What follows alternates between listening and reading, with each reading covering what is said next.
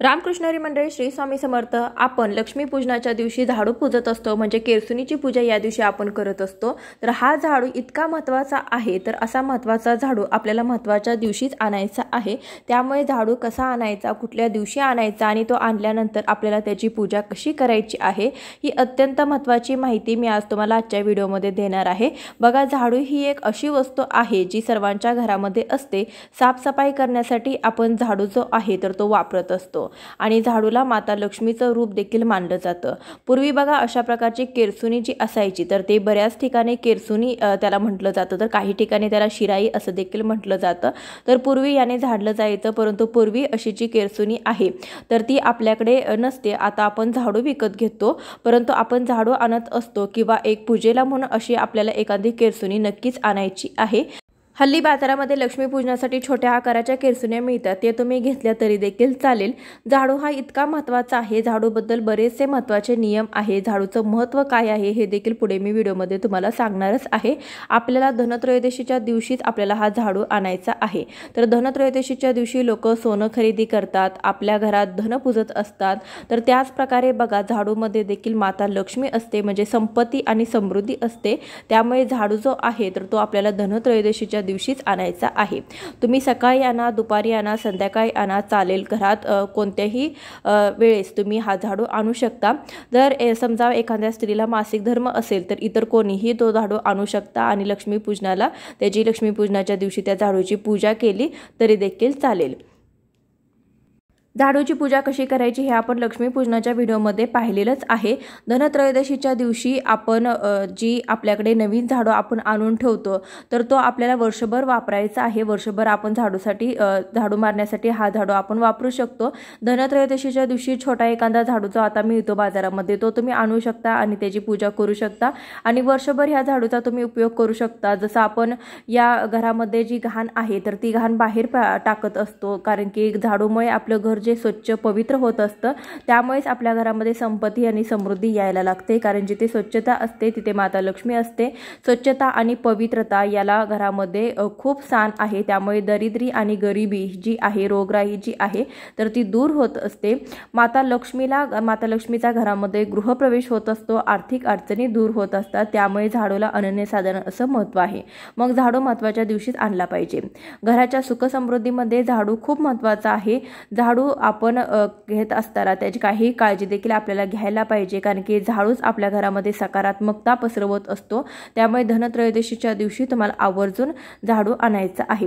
झाडूला आपण चुकून देखील आपला पाय लागला तर आपण त्याला पाया पडायचं आहे, आपण नमस्कार करायचा आहे, कारण की झाडूला चुकूनही पाय लावू नये, कारण की झाडू हे माता लक्ष्मीचं रूप असतं। म्हणून लक्ष्मीपूजनाच्या पूजेमध्ये झाडूचा हा बऱ्याच ठिकाणी उपयोग केला जातो। तर धनत्रयोदशीच्या दिवशी आपण झाडू आणल्यानंतर त्याची पूजा करणार आहे। वर्षभर सुद्धा तुम्ही कधीही झाडू आणा, झाडू आणल्यानंतर प्रथम त्याची पूजा करायची आहे आणि त्यानंतरच झाडू जो आहे तर तो तुम्हाला वापरात घ्यायचा आहे। झाडू आणल्यानंतर लगेच वापरायचा नाही, तुम्हाला हळदी कुंकू अक्षदा त्याला अर्पण करायचे आहेत, त्यानंतरच तुम्हाला झाडू वापरायचा आहे। धनत्रयोदशीच्या दिवशी झाडू आणल्यानंतर त्याला लाल आणि पिवळा धागा, ज्याला कलावा असं म्हटलं जातं, तर तो धागा तुम्ही झाडूला बांधायचा आहे आणि त्यानंतर जो झाडू आहे तर तो वापरायला सुरुवात करायची आहे। तर पूजेमध्ये ठेवण्याआधी तुम्हाला जो झाडू आहे तर त्याला कलावा बांधून घ्यायचा आहे। सोने, चांदी अशा बऱ्याच गोष्टी आपण धनत्रयोदशीला खरेदी करत असतो, परंतु झाडू ही देखील सोनं चांदीच आहे, झाडू देखील लक्ष्मीच आहे। त्यासाठी झाडू देखील आपण या दिवशी खरेदी करावा। त्यामुळे धनत्रयोदशीच्या दिवसाचं संपूर्ण फळ तुम्हाला मिळणार आहे। तुमच्या खऱ्या अर्थाने तुमच्या घरामध्ये लक्ष्मीचं आगमन होणार आहे। त्यामध्ये तुम्ही छोट्या आकाराचा झाडू खरेदी करा किंवा मोठ्या आकाराची केरसुनी तुम्ही खरेदी करा, परंतु आपण लोटण्यासाठी जो उभा झाडू वापरतो त्यापेक्षा जो छोटा झाडू असतो केरसुनीसारखा, जिथे मी साईडला व्हिडिओमध्ये दाखवलेला आहे त्या प्रकारे तोच झाडू आपल्याला या दिवशी खरेदी करून आणायचा आहे। तर तुम्ही म्हणाल एवढ्या छोट्याशा झाडूचा आपण काय वापर करायचा, तर बघा, हा छोटासा झाडू आपण ब्रशसारखा वापरू शकतो, जसं की खिडक्या स्वच्छ करण्यासाठी वापरू शकतो किंवा कानाकोपऱ्यामध्ये जे धूळ साठलेली आहे ती स्वच्छ करण्यासाठी देखील आपण वापरू शकतो। तुम्ही देवघर वगैरे साफ करण्यासाठी देखील अशा पद्धतीच्या झाडूचा वापर करू शकता किंवा व्हिडिओ दाखवत आहे तशा प्रकारे तुम्ही मोठी केरसुनी देखील आणू शकता आणि याचा वापर तुम्ही घर झाडण्यासाठी देखील करू शकता।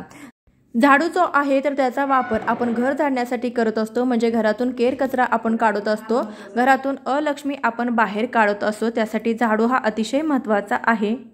देवी लक्ष्मी आणि झाडू एकत्र दिसतात असं मानलं जाते की ज्या घरात झाडूचा मान असतो तेथे देवी लक्ष्मी निवास करते आणि त्या घरात कधीही पैशाची कमतरता नसते। वास्तु नियमानुसार झाडू पश्चिम आणि नैऋत्य दिशेलाच ठेवावा, त्यामुळे तुमच्या घरात देवीचा आशीर्वाद होतो। झाडूशी संबंधित वास्तूचे काही नियम देखील आपण पाळले पाहिजेत। प्रत्येक व्यक्ती देवी लक्ष्मीला प्रसन्न करण्यासाठी अनेक उपाय करते, कारण की ज्या घरात देवी लक्ष्मी निवास करते त्या घरात कधीही पैशाची कमतरता नसते। वास्तुशास्त्रानुसार देवी लक्ष्मीला प्रसन्न करण्यासाठी घरातील झाडूचं देखील खूप महत्त्व आहे। जर तुम्हाला पैसा मिळवायचा असेल तर वास्तूशी संबंधित झाडूचे काही नियम आपण पाळायलाच पाहिजेत। झाडूला कधीही लात मारू नका। पुस्तकावर लात मारणे म्हणजे माता सरस्वतीचा अपमान करणे मानलं जातं, त्याचप्रमाणे झाडूचा अनादर करणे हा लक्ष्मीचा अपमान मानला जातो। ज्या प्रकारे पुस्तकावर लात मारल्याने विद्या किंवा मा सरस्वतीचा अनादर होतो, त्याचप्रमाणे झाडूचा अनादर केल्याने माता लक्ष्मीचा अनादर होतो, म्हणून झाडूला माता लक्ष्मीचं रूप मानलं जातं। चुकूनही कोणी झाडू मारला तर त्याकडे दुर्लक्ष करण्याऐवजी झाडूला हात लावून कपाळाला लावून माफी मागावी। झाडू हे केवळ स्वच्छतेचं प्रतीक नसून ते देवी लक्ष्मीचं रूप देखील मानलं जातं। असं मानलं जाते की झाडूचा अनादर करणे म्हणजे देवी लक्ष्मीचा अनादर करण्यासारखं आहे, कारण की जिथे स्वच्छता असते तिथे संपत्ती आणि समृद्धी असते। ज्योतिषशास्त्रानुसार झाडूला धन आणि संपत्तीशी संबंधित शुक्र ग्रहाशी देखील संबंधित मानलं गेलं आहे। झाडू नेहमी घरात लपवून ठेवा। असं मानलं जाते की ज्या घरात झाडू नेहमी घरासमोर असतो त्या घरावर देवी लक्ष्मी वास करत नाही। झाडू घरामध्ये लपवून ठेवा, बाहेरून येणाऱ्या लोकांना दिसणार नाही अशा ठिकाणी ठेवावा। झाडू सरळ ठेवू नये। ज्याप्रमाणे लक्ष्मीचा आदर केला जातो त्याचप्रमाणे झाडूलाही तिचे रूप मानून आदर केला जातो। जे झाडूचा अपमान करतात त्यांच्या घरी देवी लक्ष्मी फारशी राहत नाही। झाडू नेहमी खाली आडवा करून ठेवावा, कारण की लक्ष्मीला चंचल मानलं जातं आणि जिथे झाडू उभा करून ठेवला जातो त्या ठिकाणी माता लक्ष्मी ही स्थिर राहत नाही, त्यासाठी झाडू नेहमी खाली झोपून ठेवावा। जर तुम्हाला धनलक्ष्मीला प्रसन्न करायचं असेल तर घराच्या नैऋत्य दिशेला झाडू ठेवा। घराची पश्चिम दिशा भाग्यलक्ष्मीशी संबंधित मानली जाते, त्यामुळे तुम्ही झाडू दक्षिण पश्चिम किंवा पश्चिम दिशेलाच ठेवावा, त्यामुळे देवी लक्ष्मीची कृपा तुमच्यावर राहते। झाडूला नेहमी धन आणि ऐश्वर्याचं प्रतीक मानलं जातं, त्यासाठी झाडूला कधीही पायाने स्पर्श करायचा नाही किंवा ढकलायचा नाही। लहान मुलांना माहीत नसल्यामुळे आपण त्यांना नेहमी सांगत असतो की झाडूला पाय लागल्यानंतर झाडूच्या पाया पडा, कारण की झाडूला कधीही पाय लावू नये, कारण की झाडू हे साक्षात देवी लक्ष्मीचं रूप आहे। त्यामुळे देवी लक्ष्मी आपल्यावरती नाराज होऊ शकतो आणि लक्ष्मी जर नाराज झाली तर आर्थिक अडचणी येऊ शकतात, कर्ज वगैरे वाढू शकतो, त्यासाठी आपण असं चुकून देखील करायचं नाही। झाडूला आपण चुकून आपली लात लागली तर झाडूला हात जोडून नमस्कार करायचा आहे आणि देवी लक्ष्मीची माफी मागायची आहे। दिवाळी व्यतिरिक्त तुम्हाला वर्षभरामध्ये झाडूची खरेदी करायची असेल तर ती झाडूची खरेदी तुम्ही शुक्रवार किंवा बुधवारी तुम्हाला झाडूची खरेदी करायची आहे, परंतु रविवारी आणि मंगळवारी झाडू चुकून देखील खरेदी करू नये। येणारी धनत्रयोदशी तिथी देखील मंगळवारी आलेली आहे, मग या दिवशी आपण झाडू खरेदी करू नये, का तर या दिवशी आलेला दिवस खरा असं समजून आपण धनत्रयोदशीच्या दिवशी झाडू खरेदी करायचा आहे। झाडूने कधीही कोणालाही मारू नये, कारण की यामुळे आर्थिक संकटाचा सामना करावा लागू शकतो, किंवा झाडू जोरात फेकू नये। आपण एखादं काम केल्यानंतर किंवा झाडून काढल्यानंतर तो झाडू हा जोरात फेकला जातो, परंतु असं केल्याने लक्ष्मी माता आपल्यावरती नाराज होते, घरामध्ये कटकटी वगैरे वाढू शकतात। यासाठी झाडू हा डायरेक्ट माता लक्ष्मीशी संबंधित आहे, त्यामुळे आपण तिला लक्ष्मी माता समजून तिचा आदर करायचा आहे। झाडू कधीही जोरात फेकू नये। रात्रीच्या वेळेस कधीही झाडू मारू नये। शिवाय एखादी व्यक्ती घरातून बाहेर गेली असेल तर लगेचच झाडू मारू नये, कारण की असं केल्याने असं सांगितलं जातं की एखादी व्यक्ती घरातून बाहेर गेल्यानंतर आपण लगेच झाडून काढलं किंवा फरशी पुसले तर त्या व्यक्तीला मृत्यूसम वेदना होतात। यासाठी एखादी व्यक्ती घरातून गेल्यानंतर 15 ते 20 मिनिट आपल्याला थांबायचं आहे आणि त्यानंतरच आपल्याला घरामध्ये झाडू मारायचा आहे। रात्रीच्या वेळेस घरामध्ये झाडू मारल्याने घरातील माता लक्ष्मी ही बाहेर निघून जाते, यासाठी कधीही झाडू संध्याकाळच्या वेळेस मारू नये। घरामध्ये झाडू मारत असताना तो आपण आपल्या पूर्ण घरामधून आपल्या मुख्य दरवाजाच्या बाहेर अशा पद्धतीने आपल्याला झाडू मारत जायचं आहे।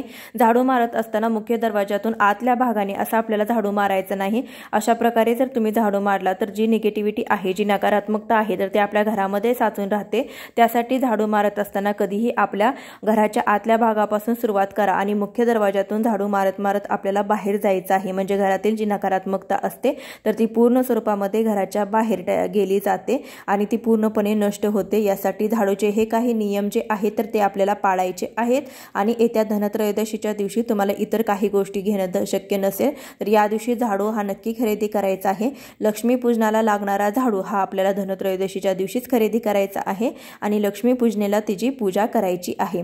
आजच्या व्हिडिओमध्ये झाडूविषयी बरीचशी माहिती घेण्याचा प्रयत्न केलेला आहे। व्हिडिओ आवडला असेल तर लाईक करा, शेअर करा, चॅनलवर नवीन असाल तर सबस्क्राईब करा। भेटूया अशाच एखाद्या व्हिडिओसोबत, तोपर्यंत श्री स्वामी समर्थ।